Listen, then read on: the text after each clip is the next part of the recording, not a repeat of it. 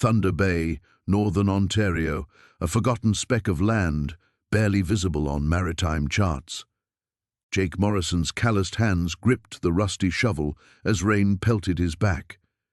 The government auction had been too good to be true, $1 for 12 acres of Canadian wilderness.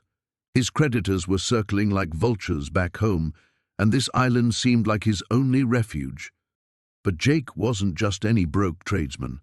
20 years ago, he'd been Dr. Jacob Morrison, one of the world's leading experts in pre-Columbian artifacts, until academic scandal destroyed his career and reputation.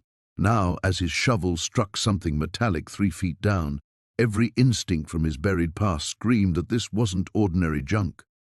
The object he pulled from the muddy earth defied everything historians believed about North American settlement.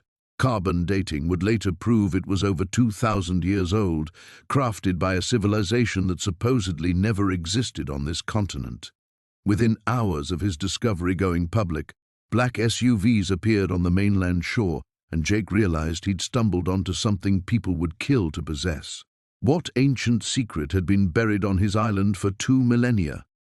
Before we jump back in, tell us where you're tuning in from, and if this story touches you, make sure you're subscribed because tomorrow I've saved something extra special for you.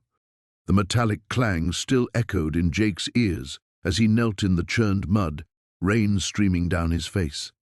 His weathered fingers traced the intricate patterns etched into what appeared to be a bronze medallion, though the metal felt strangely warm despite the cold October storm. The symbols carved into its surface made his breath catch, geometric patterns and pictographs that shouldn't exist in the archaeological record of the Great Lakes region. Jake's academic training kicked in automatically, even after 2 decades of dormancy. The craftsmanship was exquisite, far too sophisticated for any known indigenous culture from this period. The central motif depicted what looked like a massive structure, stepped pyramids or terraced buildings, surrounded by symbols that resembled neither Norse runes nor Native American petroglyphs. His hands shook as he turned the artifact over. The reverse side bore an inscription in a script he'd seen only once before, in a controversial manuscript that had cost him everything. The same manuscript that had branded him a fraud and sent him spiraling into academic exile. "Impossible," he whispered, his voice lost in the howling wind. Lightning split the darkening sky, illuminating the rocky shoreline where his small motorboat bobbed violently against the makeshift dock. He'd come to the island 3 days ago with nothing but basic supplies and a desperate plan to disappear until the repo men lost interest. The idea of building a simple cabin, maybe doing some fishing to survive, it had seemed like salvation compared to the collection notices piling up in his Toronto apartment. Jake wiped the mud from the medallion with his flannel shirt, revealing more details. The metal wasn't bronze after all, but something else entirely, an alloy that seemed to shimmer with an inner light. His archaeological instincts, rusty but not dead, told him this was a find that would rewrite history books. But who would believe him? Dr. Jacob Morrison's reputation lay in ruins, destroyed by accusations of fraud when he'd published research about pre-Columbian contact with advanced civilizations. The academic establishment had crucified him, dismissed his evidence, and blacklisted him from every university in North America. Thunder crashed overhead as Jake carefully wrapped the medallion in his jacket. He needed to get back to the crude shelter he'd constructed near the island's center, but his mind raced with possibilities. If this artifact was genuine, and every fiber of his being said it was, then his original research hadn't been wrong.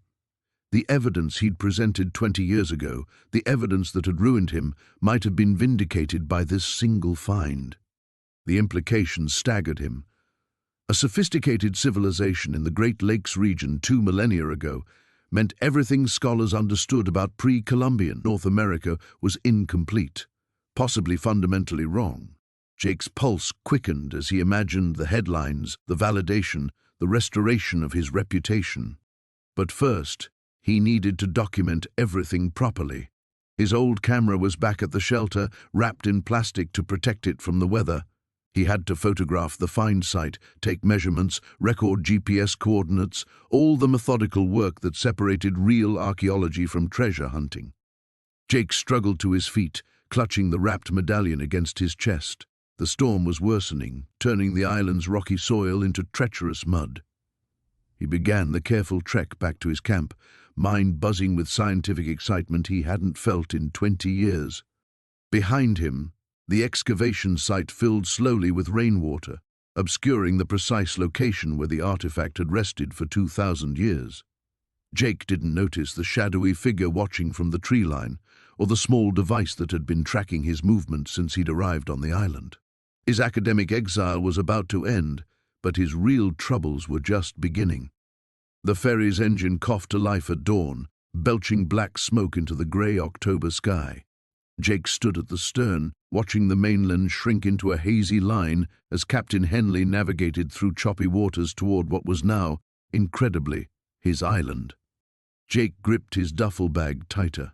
Everything he owned was either in that bag or loaded in the ferry's cargo hold, a few tools, camping gear, and the deed that made him the unlikely owner of 43 acres of granite and scrub pine. How bad can it be? Henley's laugh was lost in the wind. Ask me that when winter hits. Last fellow who tried living out there lasted 6 weeks before the isolation drove him batty. Coast Guard had to fish him out of the water, half frozen and babbling about voices in the rocks. The island materialized through the morning mist like something from a fever dream. Cromwell's Rock rose from the Atlantic in a series of jagged granite cliffs, crowned with a tangle of pine trees that looked like they'd been wrestling with hurricanes for decades. A small dock jutted into a protected cove, and Jake could make out a narrow trail winding up through the rocks. "There's your castle, Your Majesty," Henley said as he maneuvered toward the dock. "Fresh water comes from a well up near the old foundation. Test it before you drink it. Radio's spotty, but you can sometimes reach the mainland on clear days." The ferry's departure left him in profound silence. No traffic, no machinery, no human voices. Just whined through pine needles and waves against stone. Jake had grown up in Boston's concrete maze, and the quiet felt almost alive, pressing against his eardrums. He hauled his gear up the trail, muscles protesting with each step. The path was overgrown but well-defined, worn by decades of previous inhabitants. According to the auction paperwork, Cromwell's Rock had housed a lighthouse keeper's family until 1943, when automation made the position obsolete. Since then, it had passed through various hands: a failed artist commune in the 60s, a survivalist in the 80s, and most recently the federal government, who'd seized it for back taxes. The Lighthouse Foundation sat in a clearing near the island's highest point. Massive granite blocks formed a perfect square, each stone cut with 19th-century precision. Jake set up his tent nearby, where the trees would provide windbreak, then spent the afternoon exploring his domain. The island was bigger than it looked from the water. Beyond the lighthouse clearing, the land sloped toward hidden coves and granite outcroppings that jutted into the sea like ancient monuments. Pine needles carpeted the forest floor, muffling his footsteps as he wandered paths that seemed to lead nowhere and everywhere. As evening approached, Jake built a fire in a ring of stones someone had arranged near the lighthouse foundation. The flames pushed back the gathering darkness, but also seemed to make the shadows deeper, more alive. He opened a can of beans and tried to convince himself this wasn't the stupidest thing he'd ever done. The sound started just after midnight, a rhythmic scraping that pulled him from sleep. Jake lay still in his sleeping bag, listening. It came from the direction of the lighthouse foundation. Metal against stone in a steady pattern that definitely wasn't natural. "Hello?" His voice sounded small in the vastness. "Anyone there?" Silence stretched until Jake began to doubt what he'd heard. Island sounds, maybe. Branches scraping against stone in the wind. He was about to retreat to his tent when the flashlight beam caught something that made him step closer. Fresh scratches marked one of the granite blocks, pale lines carved into the weathered surface. They formed a rough rectangle about 3 feet square, with small holes at regular intervals along the edges. The marks were definitely new, Granite dust still clung to some of the cuts. Jake knelt and ran his fingers over the scratches. Someone had been here recently, working with tools, marking this specific stone for reasons he couldn't fathom. The realization sent ice through his veins. He might not be alone on Cromwell's Rock after all. The ferry's diesel engine coughed to life as Jake clutched the metal railing, watching the mainland shrink behind him. Captain Morris, a weathered man whose face looked carved from the same granite as the coastline, hadn't said much beyond confirming Jake's destination. Most people thought he was crazy for buying Raven's Perch Island, and Morris's sideways glances suggested he agreed. "Storm coming in tomorrow," Morris called over the engine noise. "You sure you want to stay out there?" Jake nodded, though uncertainty gnawed at him. The island grew larger as they approached, a jagged silhouette against the grey afternoon sky. Dense pine trees covered most of it, broken only by rocky outcroppings and what looked like the remains of old structures near the shoreline. "Docks barely holding together," Morris warned as they pulled alongside a rickety wooden pier. Government stopped maintaining it years ago. Jake grabbed his duffel bag and toolbox, stepping carefully onto the swaying planks. The ferry pulled away immediately, leaving him alone with the sound of waves against rocks and wind through the pines. He'd brought enough supplies for a week: canned food, water, basic tools, and a battery-powered radio. His plan was simple: survey the property, figure out what he could build, and maybe find some peace away from creditors and collection notices. The path from the dock was overgrown but still visible, winding upward through the trees. Jake passed the ruins of what might have been a small house, its foundation stones scattered and reclaimed by moss. According to the auction documents, the island had been privately owned until the 1960s, then abandoned when the last resident died without heirs.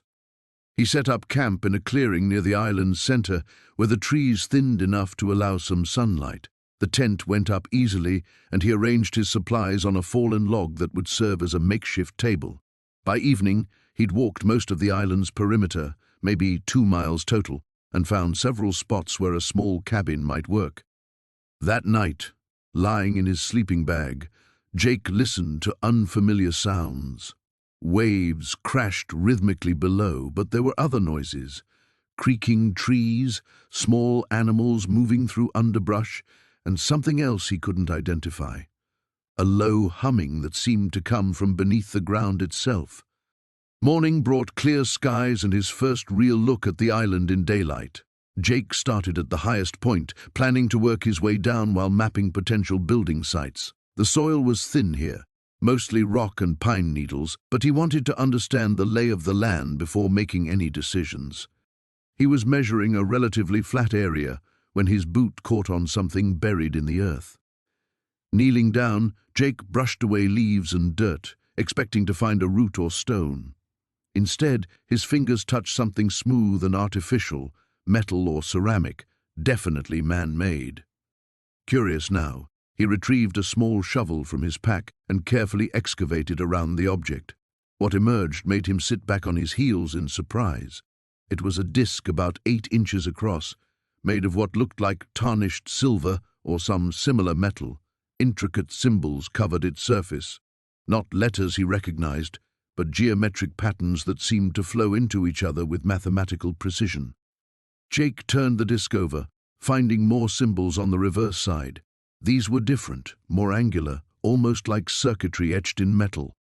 The craftsmanship was extraordinary, unlike anything he'd seen in his construction work or museum visits with his ex-wife. He set the disc aside and kept digging, finding the edges of what appeared to be a stone platform or foundation. The work was slow with just a small shovel, but Jake had built his career on patient, methodical labor. As the afternoon wore on, he uncovered more of the structure, carefully fitted stones forming what looked like the corner of a much larger construction. Between the stones, he found more artifacts.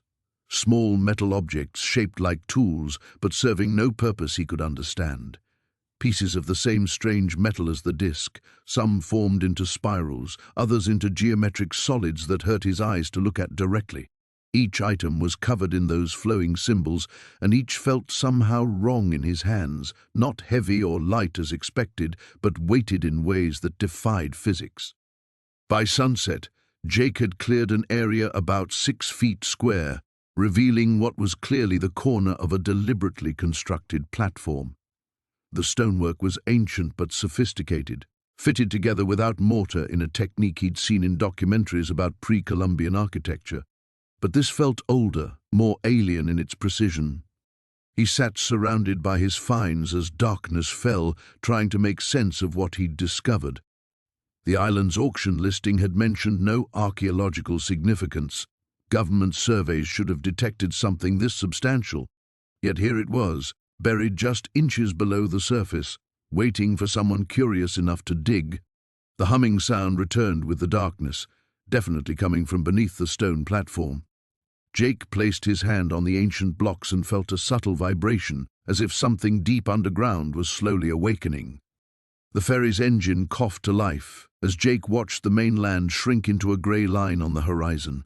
Captain Murphy, a weathered man with hands like leather, hadn't said much during the loading process, but his raised eyebrows spoke volumes when he saw the construction equipment Jake was bringing to Gull's Rest. "Building something permanent out there?" Murphy asked, adjusting his cap against the salt spray. "Just a small cabin," Jake replied, gripping the rail as the boat pitched over a swell. "Nothing fancy." Murphy nodded, but his expression suggested he'd heard that before from city folks with big dreams and bigger delusions about island living. The 40-minute journey gave Jake time to study his new property.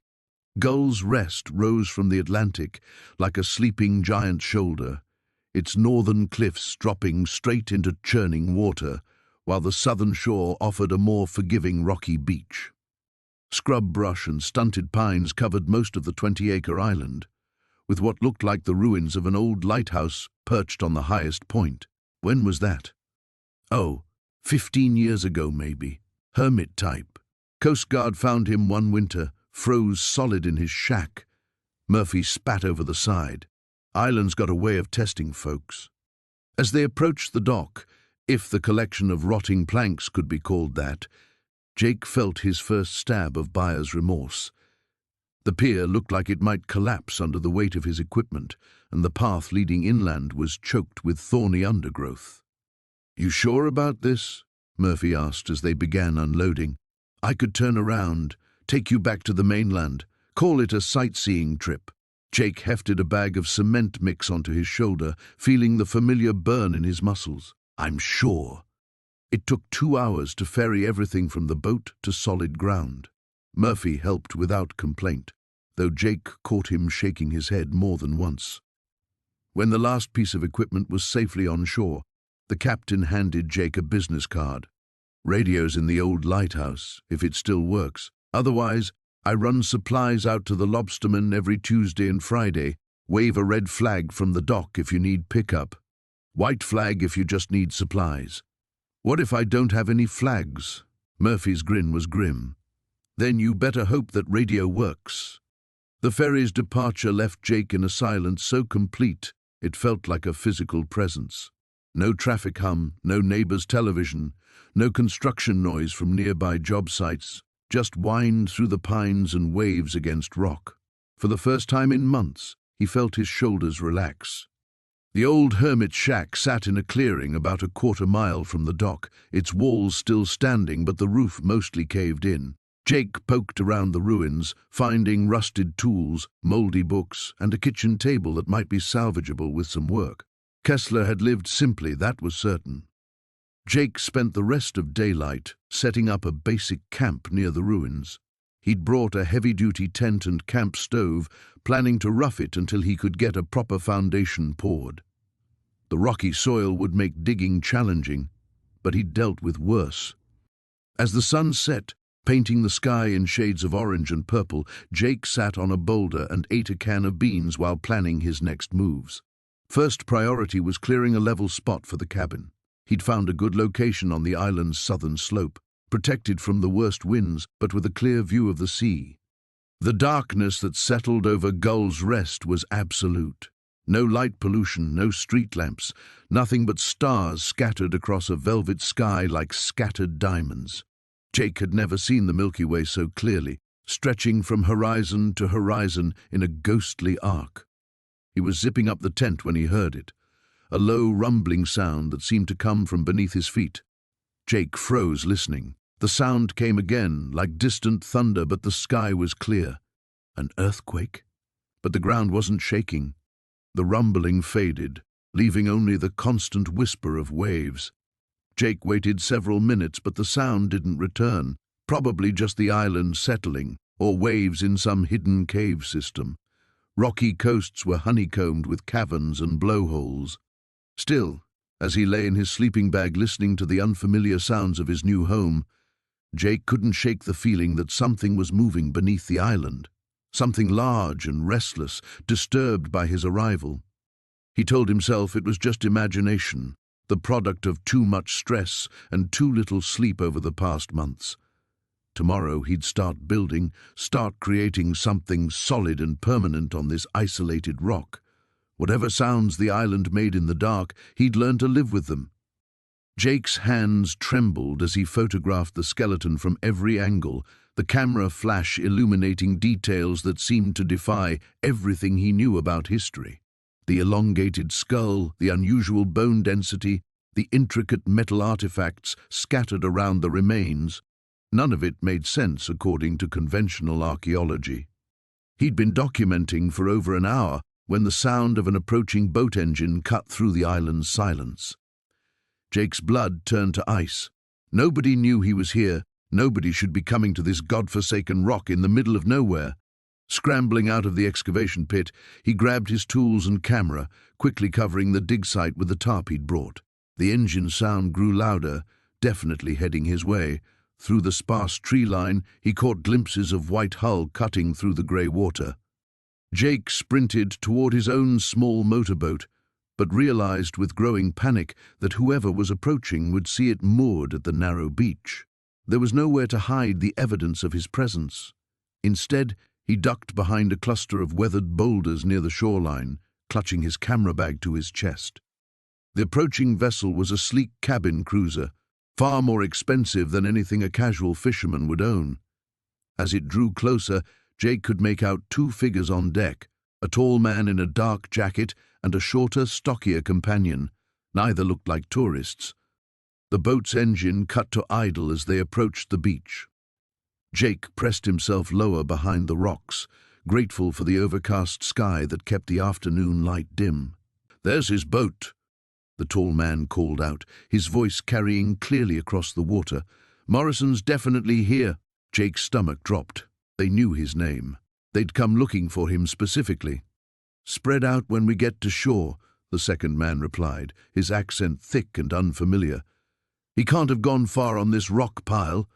The cabin cruiser's anchor hit the water with a splash, and Jake heard the men preparing to deploy an inflatable dinghy. His mind raced through possibilities. The island was maybe 2 acres total, mostly bare rock with scattered vegetation. There weren't many places to hide, and if these men were serious about finding him, they'd succeed eventually. He thought about the skeleton in the pit, the strange artifacts, the photographs on his camera. Whatever he'd discovered had apparently attracted the wrong kind of attention, though he couldn't fathom how anyone else even knew about it. The dinghy's small outboard motor puttered toward shore. Jake made a desperate decision. Instead of trying to hide, he would circle around behind them, get to their cabin cruiser, and try to radio for help, or at least learn who these people were. Moving as quietly as possible, he worked his way around the island's perimeter, staying low among the rocks and scrub brush. The sound of footsteps crunching on gravel told him the men had reached shore and were beginning their search. "Check the high ground first," one of them called out. If he saw us coming, he'd head for elevation. Jake reached the water's edge opposite where they'd landed. The cabin cruiser bobbed at anchor about 50 yards out, too far to swim quietly without being noticed. But their dinghy was beached nearby, unguarded while they searched the interior. He slipped into the shallow water, gritting his teeth against the cold, and waded toward their landing spot. The water was only waist-deep most of the way, but the rocky bottom made every step treacherous. One slip, one splash too loud, and they'd know exactly where he was. "Morrison?" The tall man's voice echoed across the island. "We know you're here. We just want to talk." Jake didn't believe that for a second. People who just wanted to talk didn't track you to a remote island with expensive boats and foreign muscle. He reached the dinghy and carefully hauled himself over the inflated side, water streaming from his clothes. The small boat rocked alarmingly but held steady. In the bottom he found what he was looking for, a waterproof bag containing a handheld radio, some kind of GPS device, and several items that made his blood run cold. Photographs. Professional surveillance photos of him at the government auction, loading supplies at the marina, even one taken with a telephoto lens of him working at the dig site earlier that morning. Someone had been watching him from the beginning. Under the photos was a manila folder with official-looking documents.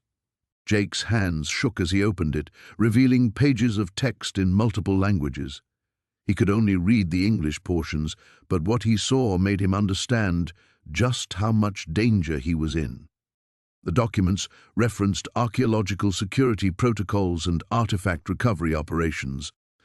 There were mentions of necessary containment measures and permanent solutions for civilian interference.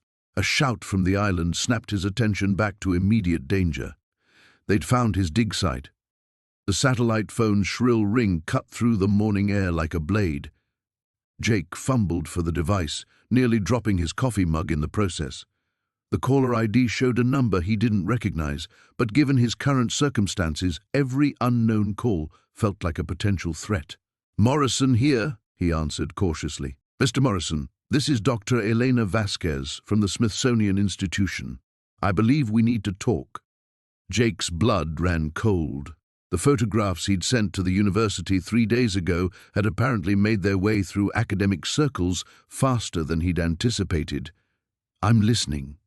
What you've discovered on Black Rock Island, it's extraordinary. But I'm not calling from my office, and this conversation needs to stay between us for now. There are people who would kill for what you've found." The bluntness of her statement made Jake's hand tighten around the phone. "What exactly do you think I've found, Dr. Vasquez?" "Evidence of pre-Columbian contact between the old and new worlds. Your artifact isn't just ancient, it's revolutionary. The metalwork, the inscriptions, the craftsmanship, it predates known European contact by centuries, possibly a millennium." Jake walked to his cabin window, scanning the horizon out of habit. The paranoia that had been gnawing at him since yesterday's boat encounter now felt entirely justified. "How do I know you are who you say you are?" "Because I'm the only person who's going to tell you the truth about what you're dealing with. There's a private collector named Dmitry Kozlov who's been acquiring artifacts like yours through less than legal means. Word travels fast in our community, and if he knows about your discovery, you're in serious danger." The name meant nothing to Jake, but the urgency in Dr. Vasquez's voice was unmistakable. "What kind of danger?" "The kind where people disappear and archaeological sites get stripped clean before authorities can intervene. Kozlov has connections everywhere. Black market antiquities dealers, mercenaries, corrupt officials. He's turned artifact hunting into a blood sport." Jake's mind raced back to the boat that had circled his island yesterday, the way the occupants had studied his shoreline with professional interest. "There was a boat here yesterday, 2 men in expensive gear asking questions about what I was doing here." "Description?" "Older guy, well-dressed, had an accent I couldn't place. Younger companion, looked military. They claimed to be sport fishermen, but they were more interested in my excavation than any fish." Dr. Vasquez was quiet for a long moment. "You need to get off that island. Tonight. I can't just abandon everything I've found here. You can't protect it if you're dead. Listen to me carefully. Document everything you can. Take detailed photographs, GPS coordinates, measurements. But don't try to excavate anything else alone. This is bigger than one man can handle." Jake looked toward the dig site where the mysterious chamber waited beneath layers of earth and stone. Every instinct told him there were more artifacts down there, possibly an entire cache of ancient treasures that could rewrite history books. Walking away felt like abandoning the discovery of a lifetime. "How do I know you're not working with these people?" Jake asked. "How do I know this isn't some elaborate scheme to get me to hand over my find?" "Because I'm calling you on an encrypted satellite phone from a secure location, and I'm telling you to protect your discovery rather than give it up. If I worked for Kozlov, I'd be offering you money right now, not warning you about threats to your life." The logic was sound, but Jake's trust had been shattered too many times recently. "What do you suggest I do?" "Get to the mainland. Bring whatever artifacts you've already recovered, along with all your documentation. I can arrange a meeting with federal authorities who specialize in protecting archaeological sites. But you need to move fast." Through his window, Jake spotted something that made his heart skip, a distant speck on the horizon that could be another boat. At this distance, it was impossible to tell if it was heading his way, but after yesterday's encounter, he wasn't taking chances. "There might be another boat coming," he said, grabbing his binoculars. "Then you're out of time for debate. Grab what you can and get off that island now. I'll text you coordinates for a safe meeting point on the mainland." Jake focused the binoculars on the approaching vessel. It was larger than yesterday's boat, moving with purpose toward Blackrock Island. Even at distance, he could see multiple figures on deck.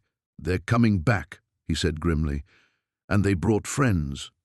"Mr. Morrison, listen carefully. There's a reason the government sold you that island for $1.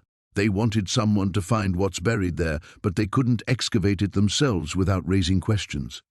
You've walked into something much bigger than a simple archaeological discovery." The boat was close enough now that Jake could make out tactical gear and what looked like diving equipment. These weren't tourists or casual treasure hunters. "I have to go," Jake said, already moving toward his emergency kit. "Remember, trust no one except the contacts I'm going to send you, and whatever you do, don't let them take you alive." The morning sun cast long shadows across the island as Jake stood over the newly exposed section of the dig site, his hands trembling slightly as he held Dr. Chen's satellite phone. The ceramic fragments scattered around his feet seemed to mock his earlier excitement about finding simple pottery. These weren't just ancient vessels, they were something far more significant and potentially dangerous. He punched in the number Chen had given him for emergencies, his fingers clumsy on the unfamiliar device. The connection crackled through several satellites before a crisp voice answered. "Dr. Elizabeth Reeves, Cambridge Archaeological Institute." "Dr. Reeves? This is Jake Morrison. Dr. Chen gave me your number. I'm calling from Gull's Rest Island, and I think I've found something you need to see immediately." A pause. "Mr. Morrison, I presume this is regarding the site Dr. Chen mentioned in her preliminary report. She indicated you'd made some interesting discoveries, but I understood the excavation was proceeding normally." Jake crouched down, picking up one of the ceramic pieces. The strange symbols carved into its surface seemed to shift in the morning light. "Ma'am, with respect, there's nothing normal about what I'm looking at. These artifacts, they don't match anything Dr. Chen described as typical for this region. And there's something else." He described the previous night's discovery, the way the fragments had been scattered despite being carefully covered, the impossible precision of their arrangement, and the growing certainty that someone else had been on his island. Dr. Reeves's tone sharpened. "Mr. Morrison, I want you to stop all excavation work immediately.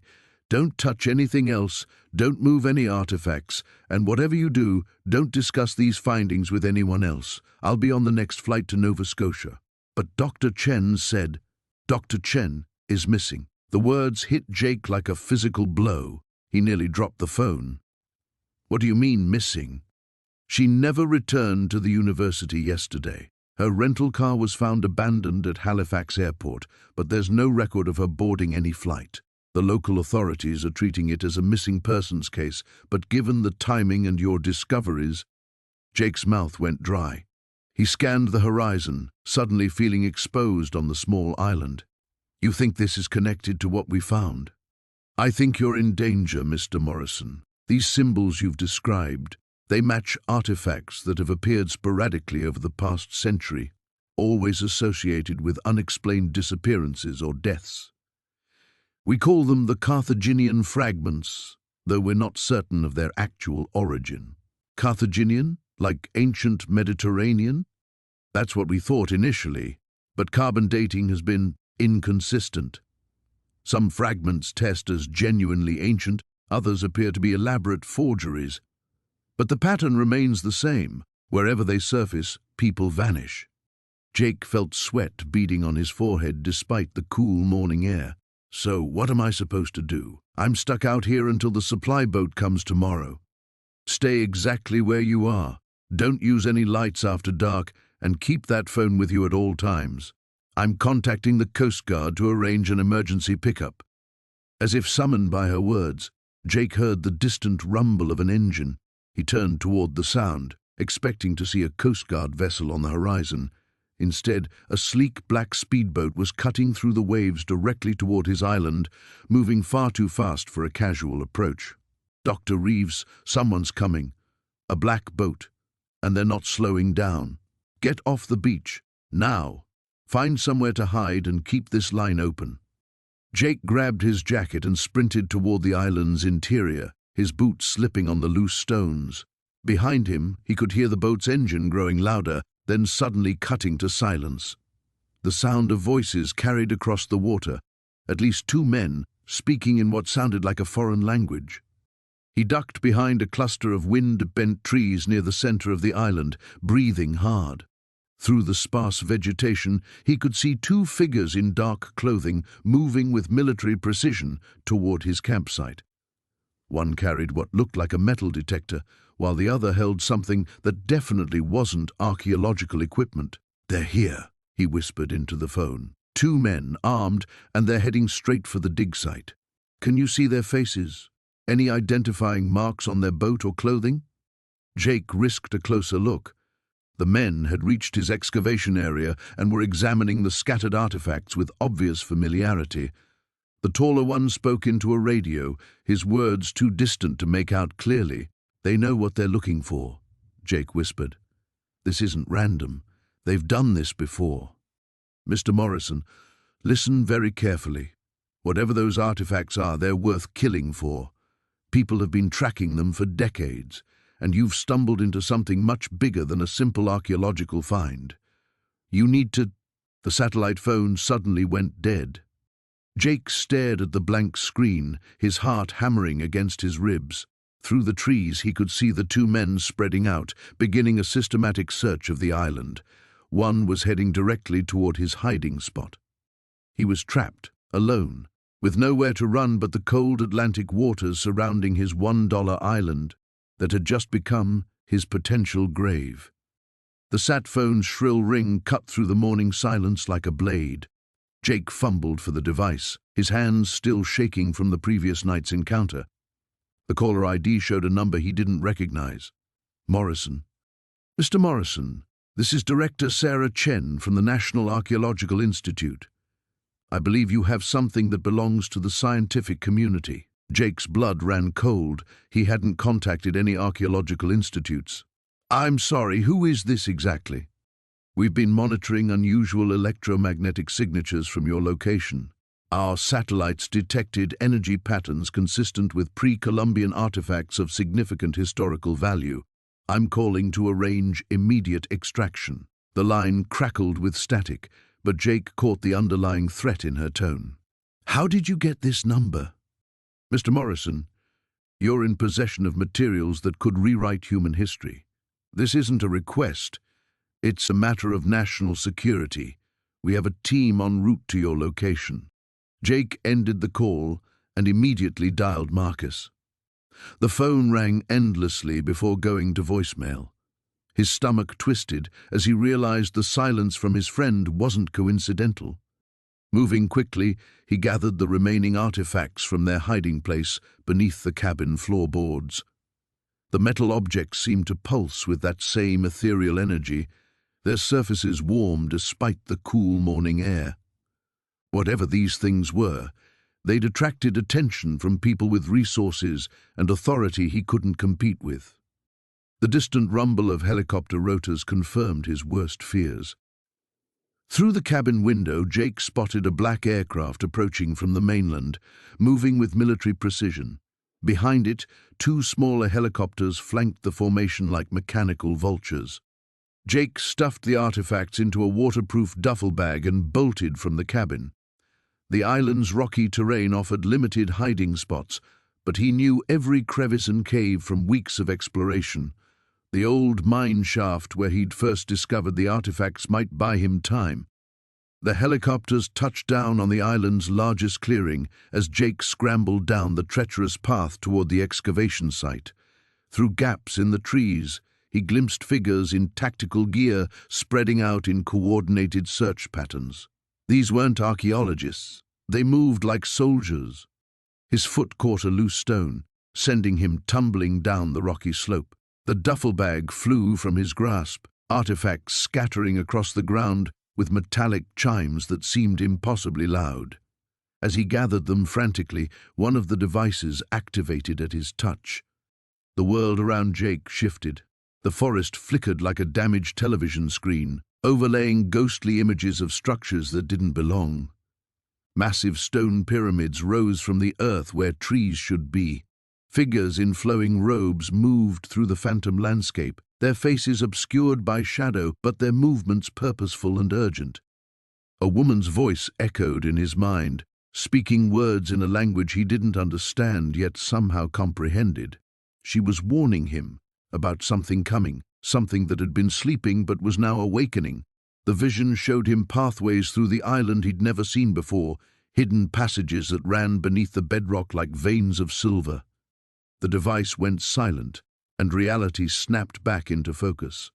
Jake found himself staring at a section of cliff face that looked solid but somehow felt different. Following the vision's guidance, he pressed against a particular arrangement of stones.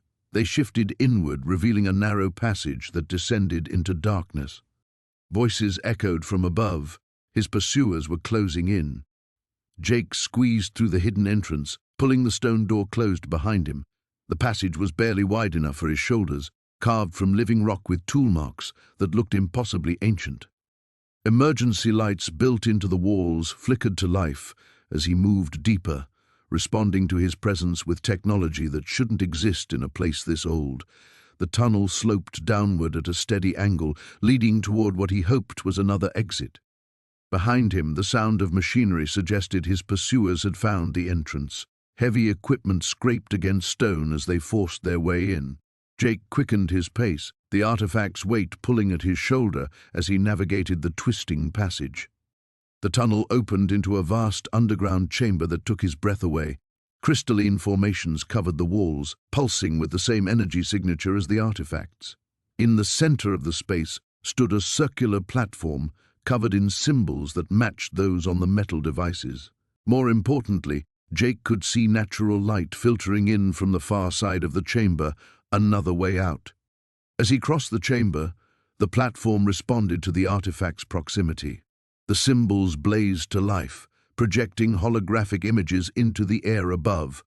Star charts, mathematical equations, and architectural diagrams filled the space with impossible knowledge. The sound of pursuit grew louder. Jake reluctantly tore himself away from the revelations and headed toward the light. Whatever secrets this place held would have to wait.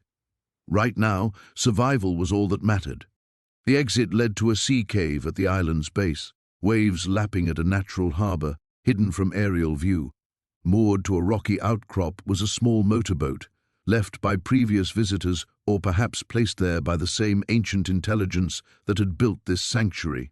Jake fired up the engine and headed for open water, carrying humanity's most dangerous secret toward an uncertain horizon. The storm had passed, leaving the island eerily quiet, except for the gentle lapping of waves against the rocky shore. Jake emerged from the cave system as dawn broke, his headlamp batteries nearly dead and his body aching from hours of crawling through narrow passages. What he'd discovered in the deepest chamber had shaken him to his core. The petroglyphs weren't just ancient art, they were a map, a detailed diagram showing the layout of something massive buried beneath the island, something that definitely wasn't natural. Back at his campsite, Jake spread out the photographs he'd taken on his phone, studying them in the growing daylight. The symbols seemed to pulse with meaning just beyond his grasp. Geometric patterns intersected with what looked like architectural blueprints, all surrounding a central image that made his blood run cold, a perfect spiral descending deep into the earth. His satellite phone buzzed. Dr. Sarah Chen's voice crackled through the static. "Jake, thank God you're answering. I've been trying to reach you for hours. We need to talk. Urgently. Sarah, you're not going to believe what I found down here. These caves go deeper than we thought, and there are markings that—" "Jake, stop." Her voice was sharp, cutting through his excitement. "Listen to me very carefully. You need to get off that island. Now." The urgency in her tone made him pause. "What are you talking about?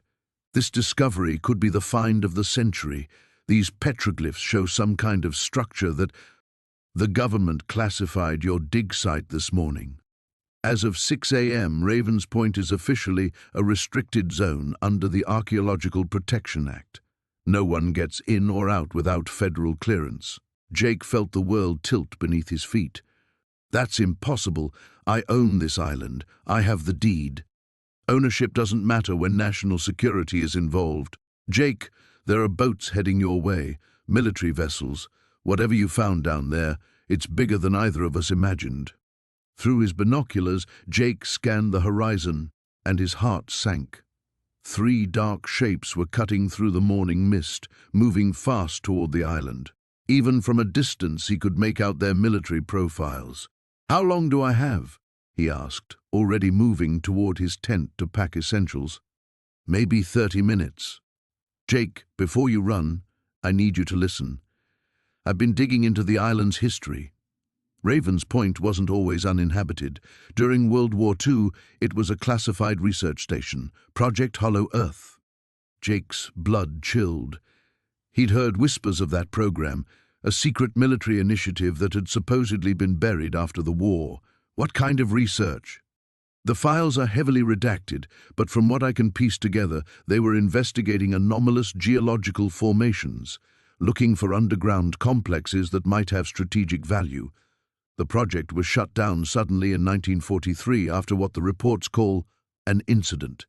"What kind of incident?" 12 researchers went missing, never found. The military sealed the caves and abandoned the island within 48 hours. Jake stared at the cave entrance where he'd just spent the night. 12 people had vanished down there, and he'd been crawling through those same passages in the dark. "Sarah, the petroglyphs I found, they're not just ancient. Some of them look fresh, recent, like someone's been adding to them." Silence stretched between them before she spoke again, her voice barely above a whisper. "Jake, get out of there. Whatever's down in those caves, it's been waiting a long time." The sound of helicopter rotors began to thrum across the water. Jake grabbed his backpack, stuffing in the most crucial photographs and his research notes. The boats were closer now, close enough that he could see figures moving on their decks. But as he prepared to flee to his small motorboat hidden in the island's northern cove, something stopped him. A sound from the cave entrance behind him, a low, rhythmic pulse that seemed to emanate from deep within the earth itself. He turned back, drawn by a compulsion he couldn't explain. The sound was almost musical, like the breathing of some massive sleeping creature. Against every instinct screaming at him to run, Jake found himself walking back toward the cave mouth. The pulse grew stronger, and with it came a strange warmth radiating from the stone. The ancient symbols carved into the entrance seemed to shimmer in the morning light, and for one impossible moment, Jake could swear they were glowing. The helicopter was overhead now, its downwash whipping his hair as armed figures began rappelling toward the island. But Jake couldn't move, transfixed by the realization that whatever lay buried beneath Ravens Point was waking up.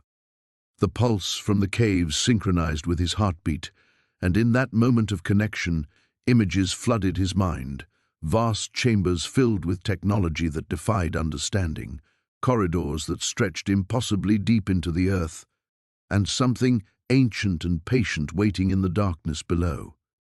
The last thing Jake remembered before the military team reached him was the certainty that his $1 purchase had unleashed something that was never meant to see daylight. Jake's hands trembled as he stared at the photograph on his phone screen. The image showed a circular chamber carved deep into living rock, its walls covered in the same intricate symbols he'd been studying for weeks. But this wasn't his cave. This was somewhere in Turkey, photographed in 1962, according to the date stamp. Dr. Sarah Chen had sent the image an hour ago with a simple message: "We need to talk, now." He found her waiting at the island's makeshift dock, her face grave in the moonlight. She'd arrived alone in a small motorboat, its engine still ticking as it cooled. "Where did you get that photograph?" Jake asked without preamble. "My colleague at the University of Ankara. She's been researching similar sites across the Mediterranean." Sarah stepped onto the rocky shore, her voice barely above a whisper. "Jake, what you found here, it's not unique. There are others." They walked in silence toward the cave entrance, flashlights cutting through the darkness. Jake's mind raced with implications. If there were other sites, other chambers with identical symbols, then whatever civilization had created them was far more extensive than he'd imagined. "How many others?" he asked. "At least 12 that we've documented, scattered across Turkey, Greece, Malta, even one in southern France." Sarah paused at the cave mouth. "But here's what's terrifying. Every archaeological team that studied them has met with accidents. Funding gets pulled, researchers disappear, or worse." Jake felt ice in his veins. "What do you mean, worse?" "Dr. Andreas Dimitriou in Crete. Car accident, 2018. Professor Maria Santos in Malta. Drowning, supposedly accidental, 2019. The pattern goes back decades. They descended into the cave, their footsteps echoing off ancient stone. The symbols seemed to pulse in the flickering light, and Jake couldn't shake the feeling that they were being watched. "The men who attacked you," Sarah continued, "they're not random treasure hunters. They're part of something organized, something that's been suppressing these discoveries for a very long time." They reached the main chamber, and Sarah gasped despite having seen the photographs. The real thing was overwhelming. The precision of the carvings, the mathematical complexity of the patterns, the sheer age of it all. "My God," she breathed. "The preservation is incredible." Jake watched her examine the central altar where he'd first found the metal fragments. "Sarah, what exactly are we dealing with here? What's so important that people are willing to kill for it?"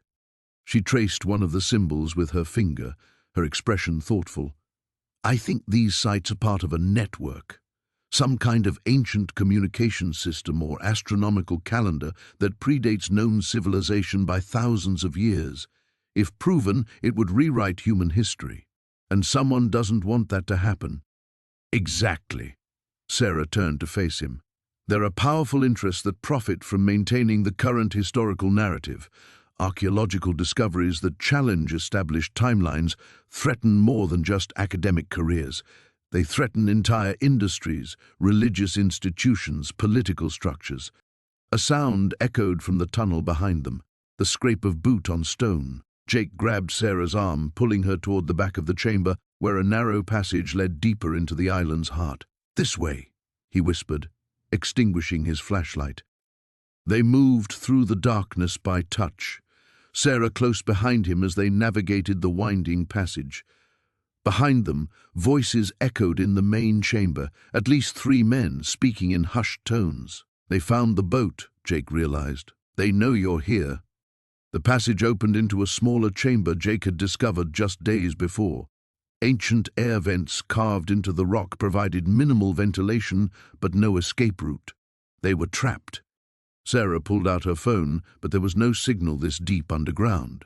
"Jake, I need you to know something. Before I came here, I copied all the research, all the photographs. I sent everything to colleagues around the world." "You did what?" Jake stared at her in horror. "Do you realize what you've done? If these people are as dangerous as you say, then the only way to stop them is to make the information public. Once it's out there, killing us becomes pointless." Footsteps approached their hiding place. A powerful flashlight beam swept across the entrance to their chamber, and Jake pressed himself against the rough stone wall. Sarah was right. If the information was already spreading, their pursuers might hesitate to act. But as the beam of light settled on them, and harsh voices called out commands, Jake realized that these men might not care about consequences. Some secrets were worth any price to protect. "Dr. Chen," a voice called from the tunnel. "Mr. Morrison, please come out. We simply want to talk." Jake exchanged glances with Sarah. They both knew that talking was the last thing these men intended to do. The satellite phone's screen glowed ominously in the pre-dawn darkness as Jake read Dr. Chen's message for the third time. "Government team en route. Estimated arrival 0800. Whatever you found, they want it badly. Trust no one." Jake's hands trembled as he stuffed the phone into his jacket pocket. Through the cabin's grimy window, he could see the first pale streaks of sunrise bleeding across the horizon. In less than 3 hours, his island sanctuary would be crawling with officials who clearly had their own agenda regarding his discovery. He grabbed his headlamp and rushed outside, boots crunching on frost-covered ground. The excavation site lay before him like an open wound in the earth, the mysterious metallic surface catching the early light. Whatever this thing was, spacecraft, ancient technology, or something else entirely, he couldn't let them simply take it. Jake scrambled down into the pit, his breath forming white puffs in the cold air. The object stretched further than he'd initially realized, its smooth surface extending beyond the boundaries of his careful excavation. Strange symbols etched along its edge seemed to pulse with their own inner light, though he knew that had to be his imagination. The sound of helicopter rotors in the distance made his blood freeze. They were early. Panic flooding his system, Jake began frantically photographing everything with his phone. The symbols, the dimensions, the way the object seemed to merge seamlessly with the bedrock below. His archaeological training kicked in as he measured and documented, working with desperate efficiency. The helicopter noise grew louder. Through the trees he caught glimpses of a black aircraft circling his island like a predatory bird. They'd found him. Jake climbed out of the pit and ran toward the cabin, his mind racing through options. He could try to hide, but where? The island was barely 2 acres of rocky ground and scraggly pine trees. He could attempt to defend his claim, but what legal standing did he really have if the government decided they wanted his land? The helicopter touched down in the clearing beside his cabin, rotor wash sending debris flying in all directions. Jake shielded his eyes as 3 figures emerged from the aircraft, 2 men in dark suits and a woman in military fatigues. They moved with practiced precision, spreading out to cover all potential escape routes. The older of the 2 suited men approached, his silver hair perfectly styled despite the helicopter ride. "Mr. Morrison? I'm Agent Harrison with the Department of Archaeological Security. We need to talk." "Department of what?" Jake backed toward his cabin door, hand instinctively reaching for the satellite phone. "I've never heard of any such department." "Most people haven't," Harrison replied smoothly. "We handle situations involving discoveries that could impact national security. Your little excavation has triggered some very sophisticated monitoring systems." The woman in fatigue stepped forward, her hand resting casually on the pistol at her hip. "Sir, we're going to need you to step away from any communication devices and accompany us to the dig site." Jake's mind reeled. Sophisticated monitoring systems. How had they even known what he'd found? Unless, "You've been watching me from the beginning." Harrison's smile was cold and calculating. "Mr. Morrison, that island wasn't put up for auction by accident. We've been monitoring unusual electromagnetic signatures from this location for months. When our scientists determined that excavation was necessary, we needed someone with the right background to do the initial work." The truth hit Jake like a physical blow. "You set me up. The auction, the $1 price, it was all orchestrated. A brilliant archaeologist drowning in debt, desperate enough to take a risk on worthless land." Harrison shrugged. "You were perfect for our needs. We just didn't expect you to work quite so efficiently." Rage flooded through Jake's veins. His financial ruin, The desperate hope he'd felt at finding this place, even his discovery, all of it had been manipulated by these people. "What gives you the right?" "National security gives us every right we need," the woman in fatigues said sharply. "Now move." Jake glanced toward the pit, then back at the three agents. The younger suited man had circled behind him, cutting off any retreat. His satellite phone felt impossibly heavy in his pocket, his only link to Dr. Chen and the outside world. "What exactly do you think I found down there?" Jake asked, stalling for time as his mind searched for some way out of this trap. Harrison's expression grew grave. "Something that's been sending signals into space for the past 72 hours, Mr. Morrison. Something that's already received 3 responses from locations beyond our solar system." The words hung in the cold morning air like a death sentence. Jake stared at the agent, his archaeological worldview crumbling around him. Signals to space? Responses from beyond the solar system? What had he actually uncovered in that pit? The woman stepped closer, her weapon now partially drawn. "Time's up, sir. Let's go see what you've awakened." The speedboat's engine roared to life as Jake gripped the wheel, salt spray stinging his face. Behind them, the rocky outcropping of Morrison Island grew smaller, but the memory of what they'd left behind burned in his mind. The ancient chamber, the symbols that seemed to pulse with their own malevolent energy, and the photographs that Dr. Chen had managed to capture before their hasty retreat. Sarah clutched the waterproof case containing the evidence against her chest, her knuckles white. "They'll be following us," she shouted over the engine noise. "Castellanos won't let us reach the mainland with these photos." Jake glanced at the GPS display. 30 miles to the nearest harbor, and their fuel gauge showed 3/4 full. They might make it, if their luck held. The late afternoon sun cast long shadows across the choppy waters, and he could already see storm clouds gathering on the horizon. "There," Sarah pointed toward a dark speck in their wake. 2 boats coming fast. Jake's stomach clenched as he spotted the pursuit vessels. They were sleek and powerful, cutting through the waves with predatory efficiency. He pushed the throttle forward, feeling the boat leap beneath them, but he knew it was only a matter of time. Their aging vessel was no match for whatever Castellanos had sent after them. "The radio," Sarah said, reaching for the emergency transmitter. "We need to call for help." Static filled the air as she twisted the dial, searching for a clear channel. Finally, a voice crackled through. "Coast Guard Station Pacifica, this is Emergency Channel 16. "Mayday, Mayday," Sarah called into the handset. "This is civilian vessel requesting immediate assistance. We're being pursued by hostile craft approximately 25 miles southeast of Morrison Island. 2 souls aboard, evidence of critical archaeological discovery. Please respond." The radio fell silent except for the hiss of static. Sarah repeated the message twice more before a different voice cut through the interference, smooth, accented, unmistakably Castellanos. "Miss Chen, Mr. Morrison, you're making this far more difficult than necessary. Return to the island, and we can discuss this like civilized people." Jake grabbed the handset. "Go to hell, Castellanos. The world's going to know what you've been hiding." A cold laugh echoed from the speaker. "I think not. You see, there are no Coast Guard vessels in your vicinity. I've made certain of that. But I am a reasonable man. Surrender the photographs and Dr. Chen's research, and I'll allow you to leave with your lives. And if we refuse, then you'll join your friend in whatever afterlife awaits those who meddle in affairs beyond their comprehension." The transmission ended with a sharp click. Jake felt Sarah's hand tighten on his shoulder as the pursuing boats drew closer.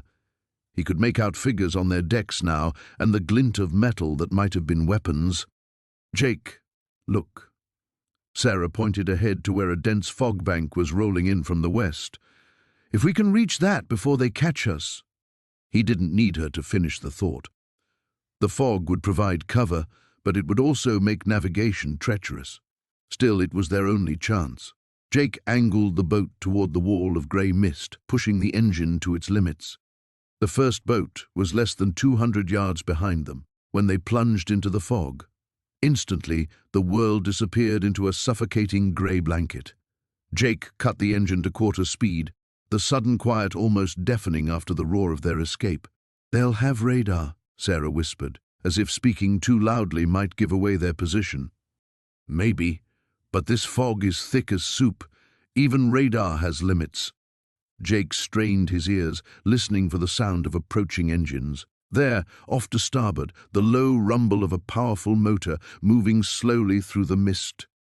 He waited until the sound passed, then turned the boat 90 degrees and crept forward at dead slow. The fog seemed to press against them like a living thing, cold and clammy, muffling all sound except the gentle lap of waves against their hull. For 20 minutes they played this deadly game of hide-and-seek, changing direction whenever they heard their pursuers drawing near. Jake's shirt was soaked with nervous sweat despite the chill air, and Sarah had taken to checking and rechecking the waterproof case as if the photographs might somehow vanish. Then, as suddenly as they'd entered it, they broke free of the fog bank. Clear water stretched ahead, and in the distance, Jake could see the lights of the mainland harbour. But their relief was short-lived. Behind them, emerging from the grey wall like avenging spirits, came their hunters. "They're gaining," Sarah said, her voice tight with fear. Jake pushed the throttle forward again, but he could hear the engine's protest, the strain of being pushed beyond its design limits. Smoke began to trail from the stern, and a new vibration shuddered through the deck plates. The harbour was still 10 miles away when the engine coughed once and died, leaving them drifting helplessly as their enemies closed in for the kill. The satellite phone crackled to life at 3:47 a.m., jolting Jake from his restless sleep in the cave. Dr. Chen's voice was barely a whisper through the static. "Jake, they're coming. 3 boats, military grade.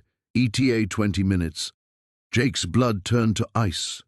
He'd been hiding in the limestone cavern system for 2 days since the mercenaries had torched his campsite, surviving on rainwater and the emergency rations Sarah had stashed before disappearing. The ancient artifacts lay wrapped in his sleeping bag, fragments of metal and stone that shouldn't exist, bearing symbols that predated known civilization by millennia. "How many?" Jake whispered back, already stuffing his gear into the waterproof pack. "Thermal imaging shows at least 12 hostiles. Jake, listen carefully. There's a research vessel, Meridian, 15 nautical miles northeast. Dr. Elizabeth Voss from the Smithsonian. She's been monitoring our communications." The connection dissolved into white noise. Jake pocketed the phone and slung the pack across his shoulders, feeling the weight of humanity's rewritten history pressing against his spine.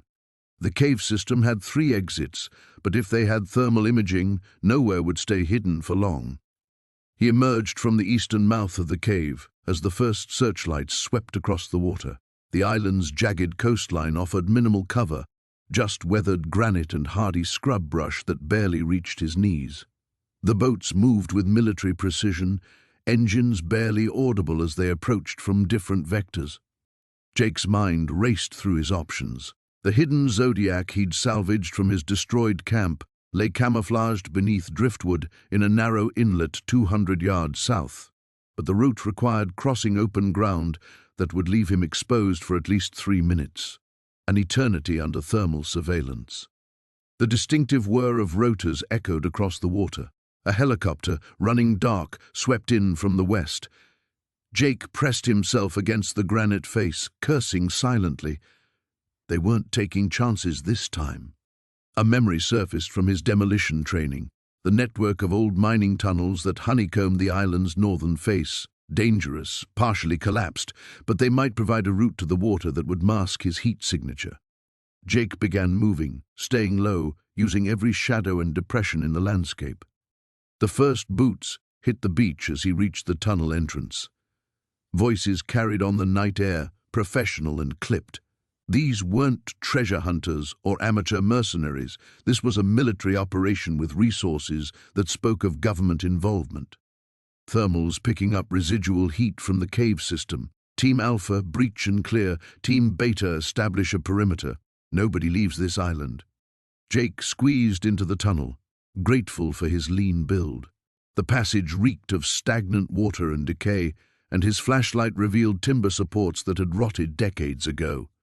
Every few yards he paused to listen for sounds of pursuit, but only the distant commands of the search teams reached him. The tunnel branched repeatedly, a maze that had once served copper miners in the 1890s. Jake chose passages that sloped downward, following the logic that they would eventually lead to the old loading docks. His lungs burned from the stale air, and twice he had to backtrack when rockfalls blocked his path. A section of flooring gave way beneath his weight, sending him tumbling 10 feet into a lower passage. Pain shot through his shoulder, but nothing felt broken. More concerning was the sound of his gear clattering against stone, noise that might carry through the tunnel system. He picked himself up and continued, now in a wider passage that showed signs of more recent use. Fresh boot prints in the mud. Jake's stomach dropped. Someone else had been using these tunnels. The passage opened into a large chamber carved from living rock. Jake's flashlight beam revealed wooden crates stacked along the walls and modern camping equipment arranged in one corner. This was a supply depot, and recent enough that the sleeping bag was still warm to the touch. A notebook lay open beside a portable stove, filled with observations about the island's archaeological sites in handwriting he didn't recognize. Maps covered with red X's and detailed sketches of artifact locations. Someone had been conducting their own excavation, staying hidden from both Jake and his pursuers. The sound of approaching footsteps echoed from multiple tunnels. Jake killed his light and pressed against the wall, clutching the artifact pack. Voices grew closer, but these weren't the military teams from the surface. The bricklayers down here somewhere. Thermal imaging lost him when he entered the system. But there's only 3 ways out. A woman's voice. Educated accent, calm and professional. "And you're certain he has the primary specimens?" Chen confirmed it before we lost contact. "Morrison's carrying enough proof to rewrite the textbooks." Jake's blood chilled. Dr. Chen hadn't been helping him. She'd been tracking him. The entire rescue operation was a trap, designed to flush him into the tunnels where a second team waited. He was caught between 2 hostile forces, and both wanted him alive just long enough to surrender the artifacts that had already cost too many lives. Flashlight beams began probing the chamber from 3 different entrances. The storm hit just after midnight, transforming the island into a hellscape of wind and rain. Jake huddled in the cave system beneath his property, the ancient stone walls offering protection from nature's fury above. But it wasn't the weather that kept him awake. It was the encrypted message he'd finally decoded from Professor Chen's laptop. The translation was chilling. "The vessel of storms sleeps where the sun dies. When the stars align as they did in the time of the first kings, the door shall open and the guardian shall wake." Thunder crashed overhead as Jake studied the carved symbols by lamplight. Every piece of evidence pointed to the same conclusion. His island wasn't just an archaeological site. It was a prison, and something had been locked away here for millennia. A sudden vibration through the cave floor made him freeze. It wasn't thunder.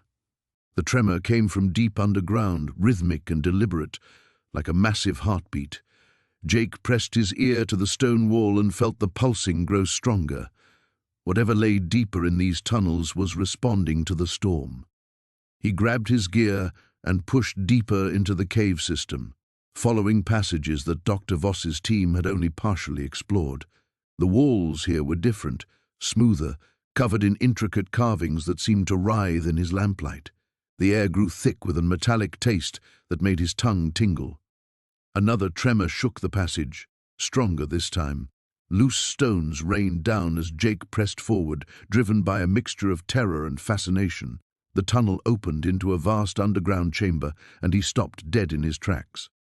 The space was enormous, carved from solid bedrock with impossible precision. Massive pillars stretched up into darkness, each one covered in the same serpentine script he'd found throughout the ruins. But it was the center of the chamber that stole his breath. A perfect circle of black stone dominated the floor, easily 30 feet across. The surface was mirror-smooth except for a complex pattern of channels carved into its surface. Channels that now glowed with a faint blue phosphorescence. As Jake watched, the glow pulsed in rhythm with the vibrations he'd felt above. "Jesus!" he whispered, his voice echoing in the vast space. The storm intensified overhead, and with each lightning strike, the glow in the stone circle grew brighter. Jake realized with growing horror that the entire structure was some kind of conductor, channeling the electrical energy of the storm into whatever lay beneath the black stone. A new sound reached his ears, footsteps echoing from the tunnel behind him. Jake killed his lamp and pressed himself against one of the pillars.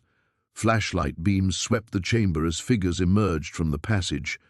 "The storm is perfect," came a familiar voice. Dr. Voss stepped into the phosphorescent glow, no longer the friendly archaeologist Jake had known. Behind her came 3 men in tactical gear, their faces hidden behind night vision goggles. "We've waited 20 years for conditions like this."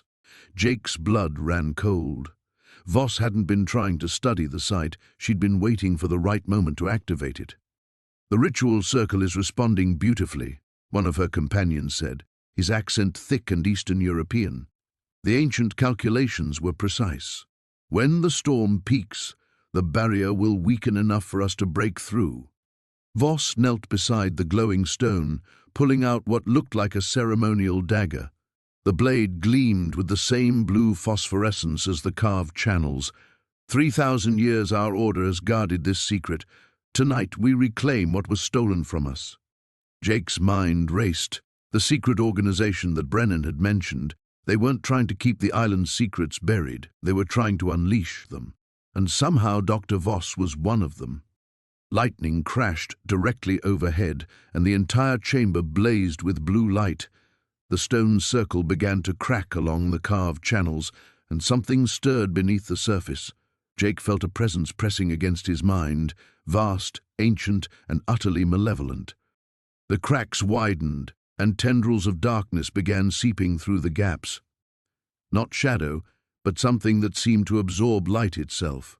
Where the tendrils touched the chamber walls, the stone began to decay and crumble. "It's working," Voss laughed, raising the dagger above her head. "The vessel stirs. Soon the binding will break and—" A deafening crack split the air as one of the massive pillars collapsed. Jake dove aside as tons of stone crashed down, separating him from Voss and her team. Through the settling dust he could see the cracks in the ritual circle spreading rapidly. Whatever they were trying to free, Jake knew with absolute certainty that it could not be allowed to escape. The ancient warnings, the isolation of the island, the layers of protective symbols, all of it made sense now. This wasn't a treasure vault or a tomb. It was a cage, and the storm was helping them break the lock. The speedboat's engine screamed across the choppy waters as Jake hunched over the wheel, salt spray stinging his face. Behind them, the second boat was gaining ground, its sleek hull cutting through the waves with predatory efficiency. Sarah crouched beside him, clutching the waterproof case containing the photographs and soil samples that had nearly cost them their lives. "They're getting closer," she shouted over the wind and engine noise. Jake risked a glance back. 3 figures in dark clothing stood in the pursuing vessel, one of them raising what looked like a rifle. He yanked the wheel hard to starboard just as something whistled past his ear. "Get down!" He pushed Sarah lower as another shot rang out. The bullet sparked off the metal railing inches from where she'd been sitting. The island was shrinking behind them, but Jake's relief at escaping was short-lived.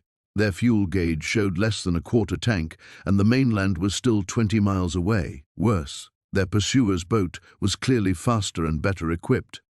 "Jake, look!" Sarah pointed ahead to where a thick bank of fog was rolling in from the northeast, its grey walls stretching across the horizon like a curtain. Without hesitation, Jake aimed for the fog bank. If they could reach it before their pursuers got within reliable shooting range, they might have a chance. The engine coughed once, sending his heart racing, but then resumed its steady roar. The temperature dropped noticeably as they plunged into the fog. Visibility dropped to maybe 10 feet in any direction. Jake immediately cut their speed and killed the running lights, hoping their wake would dissipate before their pursuers reached this position. In the sudden quiet, they could hear the other boat's engine growing louder. Jake held his breath as the sound passed somewhere to their left, then began to fade. He waited another full minute before starting their engine again, running it at barely above idle speed. "We need to get word to Marcus," Sarah whispered. "If Blackwood Industries is willing to kill for this, they won't stop with us." Jake nodded, fishing his satellite phone from his jacket. But when he powered it up, the screen showed no signal bars. The fog seemed to be interfering with everything electronic. They crept through the grey void for what felt like hours but was probably only 30 minutes. When they finally emerged into clear air again, the pursuing boat was nowhere to be seen. The sun was setting, painting the western sky in shades of orange and red. There, Sarah pointed to a cluster of lights in the distance. "That's Port Millfield. We can make it." But as they approached the small fishing harbour, Jake noticed something that made his blood run cold. A black SUV sat parked at the end of the main pier, its windows tinted dark. As their boat puttered into the harbour, the vehicle's headlights flashed twice. "They knew we'd come here," Jake said grimly.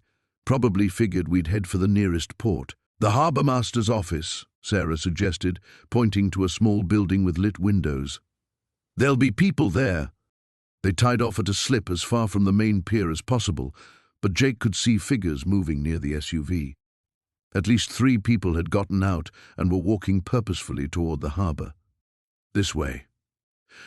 Jake grabbed the case from Sarah and led her between 2 rows of moored fishing boats toward the back of the harbour complex.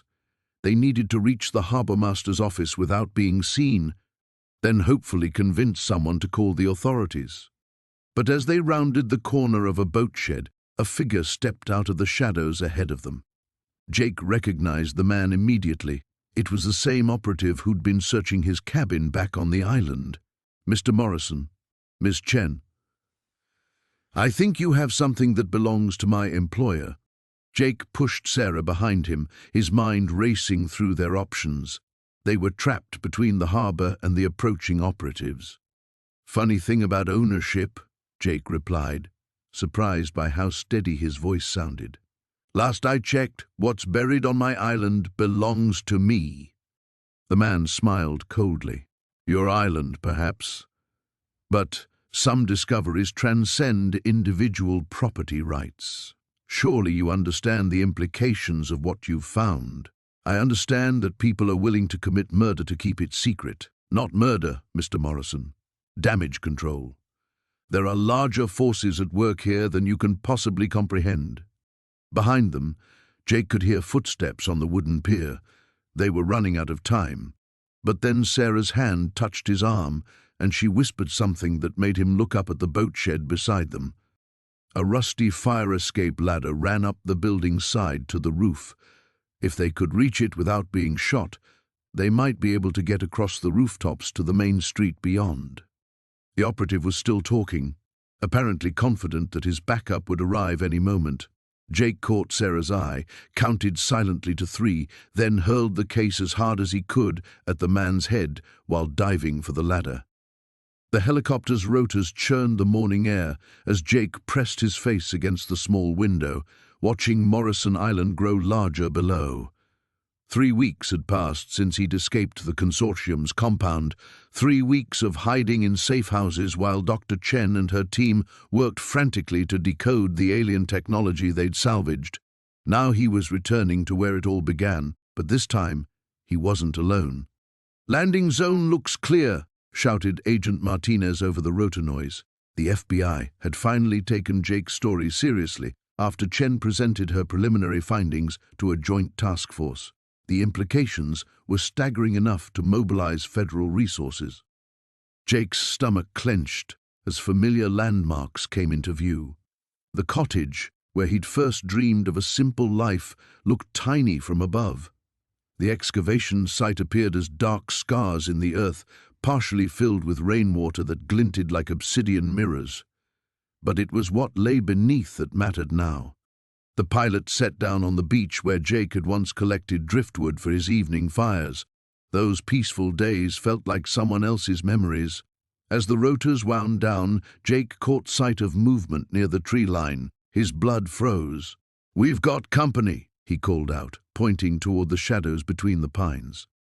Martinez was already reaching for his sidearm when Professor Vance stepped into the open, hands raised. Behind him emerged two other figures Jake recognized from the consortium, the woman with the silver hair and a man in tactical gear. "This is unexpected," Martinez muttered into his radio. "3 subjects on the beach, requesting backup." But Jake was studying Vance's posture, the way he held his hands. No weapons visible, no aggressive positioning. "Wait," Jake said. "Something's different." Vance approached slowly, stopping 20 feet away. His usually immaculate appearance was disheveled, his expensive clothes dirt-stained and wrinkled. Dark circles shadowed his eyes. "Jake," he called out. "I need to talk to you. All of you. Talk fast," Martinez replied. "Weapon drawn but not aimed. You're under federal investigation for kidnapping and conspiracy." Vance's laugh was bitter. "Those are the least of our problems now." He gestured toward his companions. "What's left of my team and I have been hiding on this island for 4 days. The consortium, it's gone." Jake stepped forward despite Martinez's warning gesture. "What do you mean gone?" "Destroyed, eliminated, whatever you want to call it." Vance ran a shaking hand through his gray hair. 2 days after you escaped, they came. The real owners of this technology." The words hit Jake like a physical blow. Around him, he sensed Martinez and the other agents tensing, hands moving to weapons. "Who came?" Martinez demanded. Vance met Jake's eyes. "The ones who left the artifacts here in the first place. They've been watching, waiting to see if we were worthy of their gifts. We weren't." Jake's mind raced back to Chen's translations, to the warnings embedded in the alien text. The technology wasn't abandoned. It was a test, a trap for civilizations that would abuse such power. "The London facility was reduced to glass and slag in under an hour," the silver-haired woman said, speaking for the first time. Her cultured accent couldn't hide the trauma in her voice. No weapons signatures, no radiation. One moment it was there, the next, she shuddered. "The Beijing lab suffered the same fate 6 hours later," Vance continued. "Then Geneva. They systematically eliminated every site where we'd taken pieces of the technology. But they left witnesses, left survivors to spread the word." Martinez was already on his radio, calling for immediate evacuation. But Jake found himself walking closer to Vance, a terrible understanding dawning. "They're still here," Jake said. It wasn't a question. Vance nodded grimly. "In orbit. Waiting. We've detected massive energy signatures directly above the island for the past 3 days. They're deciding what to do about the rest of us." The morning sky suddenly felt oppressive, as if something immense was pressing down from above. Jake tilted his head back but saw only blue expanse and scattered clouds. Yet now he couldn't shake the feeling of being observed, measured, judged. "Dr. Chen's research," Jake said urgently. "The translation protocols she developed might be our only chance," Vance finished. "That's why we waited for you. The consortium's linguists are dead. Chen's work represents humanity's best hope of communicating with them, of proving we can be trusted with their legacy." A low harmonic vibration began to emanate from the ground beneath their feet. Jake recognized it immediately, the same resonance he'd first heard weeks ago when he'd uncovered the initial artifact. But now it was stronger, more insistent. "They know we're here," the silver-haired woman whispered. Jake looked toward his excavation site, where a soft blue glow was beginning to emanate from the partially flooded craters. The island's true purpose was finally revealing itself, and humanity's first contact would be determined by how they responded in the next few crucial hours. Jake's hands trembled as he held the satellite phone, the artifact's eerie glow casting shadows across his weathered face. The connection crackled with static, but Dr. Sarah Chen's voice came through clearly enough. "Jake, listen carefully. You need to get off that island immediately. The consortium found our communication logs. They know you have the primary artifact." Through the cabin window, Jake spotted lights on the horizon, 3 boats moving fast toward his position. His stomach dropped. "How long do I have?" "Maybe 20 minutes. There's a Coast Guard cutter en route, but they're still an hour out. You need to hide the artifact and yourself until help arrives." Jake looked at the crystalline object on his kitchen table. Even in the dim light, it pulsed with an otherworldly energy that made his skin tingle. Over the past weeks, he'd learned it was some kind of advanced navigation device, possibly extraterrestrial in origin. The symbols etched into its surface had already revolutionized understanding of ancient civilizations, but, more importantly, they'd painted a target on his back. "What about the other artifacts I found? The metal fragments? The stone tablets?" "Secondary compared to what you're holding. That device is the key to everything. Proof that advanced technology existed here thousands of years before recorded history. The consortium will kill for it, Jake. They've already killed for it." The memory of Dr. Martinez's death flashed through Jake's mind. The brilliant archaeologist had been gunned down in broad daylight after refusing to hand over his research. Now Jake understood why. He stuffed the artifact into a waterproof bag and grabbed his emergency supplies. The approaching boats were close enough now that he could hear their engines cutting through the night air. 3 vessels, just like Sarah had warned, moving in formation to cut off any escape routes. Jake killed the cabin lights and slipped out the back door. The rocky terrain of his $1 island had seemed like a burden when he'd first arrived, but now those treacherous slopes and hidden caves might be his salvation. He knew every inch of this place after months of digging and exploring. The first boat's spotlight swept across the shoreline as Jake scrambled up the cliff face behind his cabin. His construction hardened muscles served him well as he hauled himself from handhold to handhold, the artifact's weight pulling at his shoulders. Below, he heard boots hitting the wooden dock. "Spread out," a voice called. "Morrison's here somewhere. The lights were on 5 minutes ago." Jake reached the cave entrance he'd discovered during his initial excavations. It was narrow, barely wide enough for his shoulders, but it led to a larger chamber deep in the island's core. More importantly, the electromagnetic properties of the surrounding rock would mask any signal the artifact might be emitting. He squeezed through the opening just as flashlight beams began probing the cliff face. His own light revealed the familiar chamber where he'd first unearthed fragments of what he now knew was an ancient crash site. The walls still bore scorch marks from some unimaginable impact centuries ago. Jake wedged himself into an alcove and checked his phone. No signal, which meant the pursuers couldn't track him electronically, but it also meant he couldn't contact Sarah or the Coast Guard. He was truly on his own. Footsteps echoed from the cave entrance. Someone had found his hiding spot. "In here," a voice called. Fresh scuff marks on the rocks. Jake pressed himself deeper into the shadows as a flashlight beam penetrated the chamber. His heart hammered against his ribs as the light swept past his position, missing him by inches. Empty, the searcher concluded. He must have gone higher up the cliff. The footsteps retreated, but Jake didn't move. These weren't amateurs. They'd be back with better equipment and more systematic search patterns. He needed another plan. The artifact pulsed brighter in the darkness, its alien symbols shifting and flowing like liquid light. Jake stared at it, remembering Dr. Chen's theories about its purpose. If she was right, this device had once guided visitors across impossible distances to reach Earth. Now it might guide him to safety. A new sound reached his ears, the deep rumble of a larger vessel approaching. Through a crack in the cave wall, he glimpsed a Coast Guard cutter's running lights cutting through the darkness. Sarah had kept her word. But the consortium boats weren't retreating. If anything, their search was intensifying. Voices echoed across the island as more personnel deployed from the vessels. They weren't just here to recover the artifact. They were here to eliminate the only witness who could expose their operation.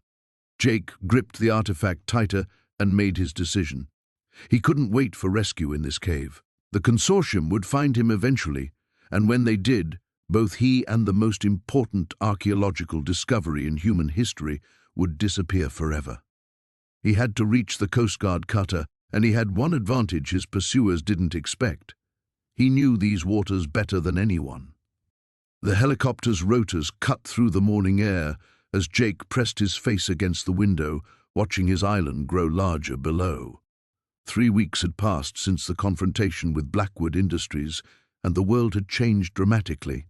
Where once jagged rocks and sparse vegetation had marked his solitary refuge, now white research tents dotted the landscape like a scientific colony.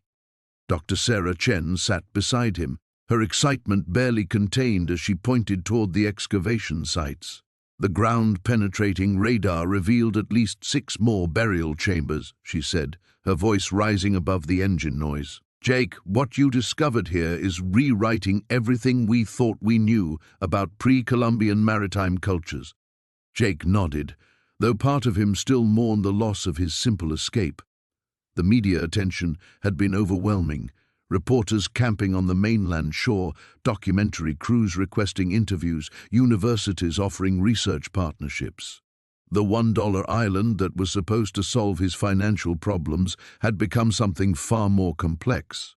The helicopter touched down near the main dig site, where a team of 20 archaeologists worked with meticulous care. Jake had insisted on maintaining control of the island, but he'd partnered with the university to ensure proper excavation. The settlement with Blackwood Industries, after their illegal activities came to light, had provided more than enough funding for both the research and Jake's future. Agent Martinez approached as they climbed out, her FBI windbreaker flapping in the rotor wash. "We found something you need to see," she called out, leading them toward the largest excavation area. The team uncovered what appears to be a workshop yesterday. They walked past the first burial site where Jake had made his initial discovery. The skeleton of the tall warrior had been carefully removed and was now being studied in a climate-controlled lab on the mainland. Carbon dating had confirmed Dr. Chen's estimates, nearly 1,000 years old, predating any known European contact with this region. The new excavation revealed a rectangular stone foundation filled with artifacts that made Jake's pulse quicken. Stone tools lay arranged as if their owner had just stepped away. Fragments of metal that shouldn't have existed in pre-Columbian America glinted in the morning sun.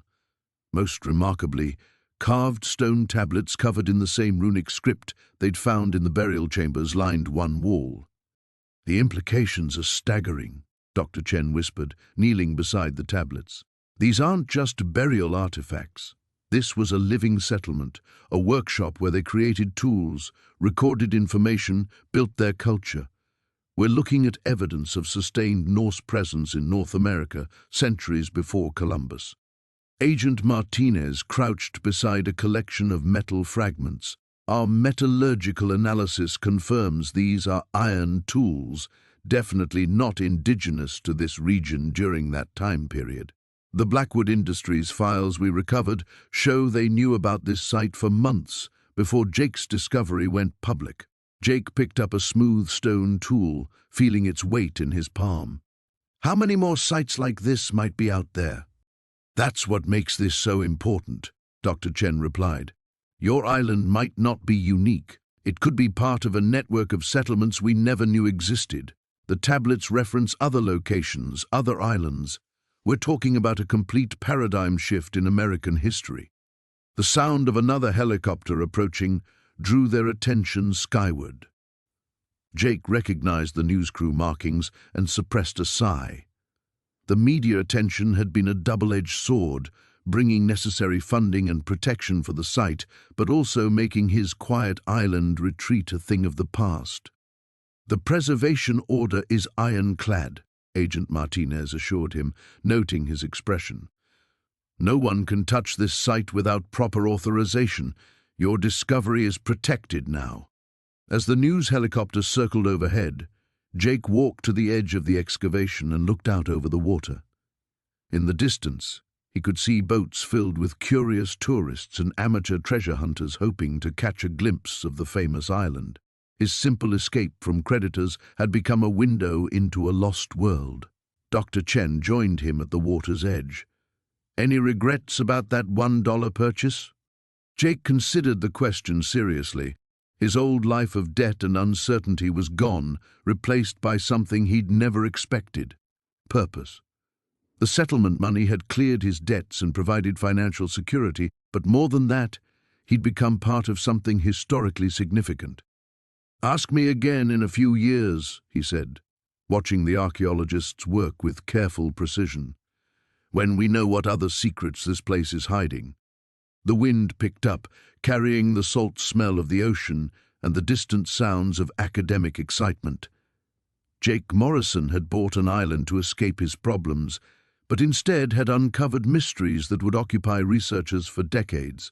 As the sun climbed higher over his transformed refuge, he realized that sometimes the best discoveries come from the most desperate decisions. The adventure was far from over.